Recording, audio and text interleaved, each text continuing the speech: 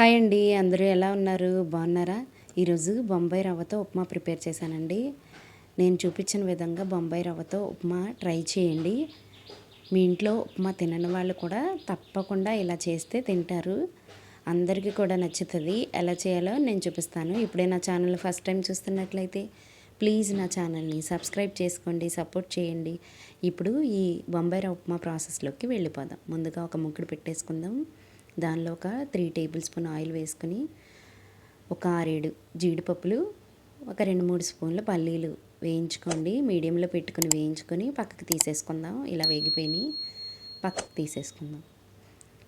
ఇప్పుడు అదే మూకిట్లో చిన్నగా కట్ చేసుకున్న బంగాళదుంప ముక్కలు, క్యారెట్ ముక్కలు కూడా వేస్తున్నాను.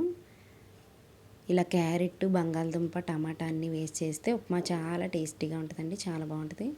మీడియంలో పెట్టుకుని ఫ్రై చేసుకోండి. ఇవి కొంచెం ఫ్రై అయిపోయినాక దీంట్లో ఉల్లిపాయలు, పచ్చిమిరపకాయలు, అల్లం ముక్క చిన్నగా కట్ చేసుకోవాలండి. ఆవాలు, మినపప్పు, శనగపప్పు, కరివేపాకు వేసేసుకొని మీడియంలో పెట్టుకుని చక్కగా వేయించేసుకోండి. ఇలా వేగిపోయినాక ఒక టమాటా, చిన్న సైజు టమాటా చిన్న ముక్కలుగా కట్ చేసుకుని వేసేసుకుందాం. దీనికి ఉప్మాకి సరిపడినంత సాల్ట్ వేసేసుకుందామండి. ఒక 1 టేబుల్ స్పూన్ అలా వేసుకోండి.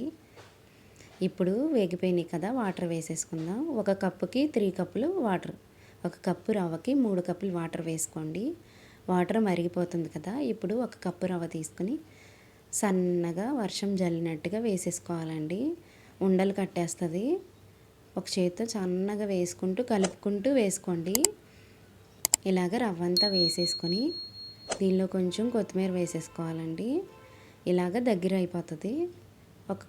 ఒక స్పూన్ నెయ్యి వేసేసుకుని ఆఫ్ చేసేసుకోవడమేనండి. సర్వ్ చేసేసుకుందాం.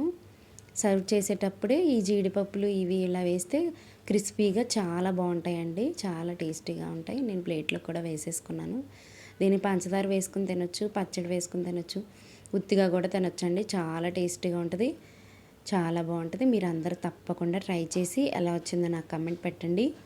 ఈ వీడియో మీకు నచ్చినట్లయితే ప్లీజ్ నా ఛానల్ని సబ్స్క్రైబ్ చేసుకోండి, సపోర్ట్ చేయండి. Thank you.